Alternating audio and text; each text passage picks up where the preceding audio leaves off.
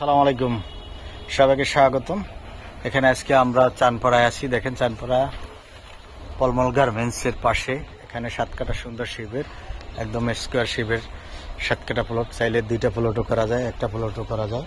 আপনারা 2জন মিলে নিলে সেটাও সম্ভব, বা একজন মিলেও নিলে। আশেপাশে সব হাইরাস বিল্ডিং, পাশাপাশি সব হাইরাস বিল্ডিং। এখানে দেখতে পাচ্ছেন এটা 7 কাঠা, টোটাল 7 কাঠা, খুবই সুন্দর একটা প্লট।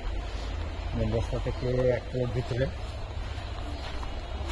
মেন রাস্তা থেকে 1 প্লট ভিতরে। রাস্তা আসছে 10 থেকে 12 ফিট।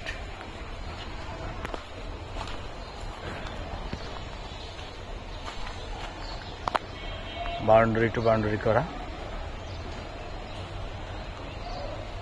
যদি ভালো লাগে আপনারা আসতে পারেন, জমিটা ক্রয় করতে পারেন।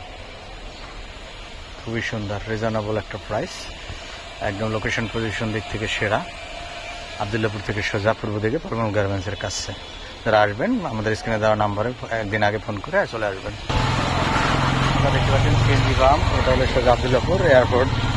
এখান থেকে আনুমানিক 20-30 মিনিটের পথ।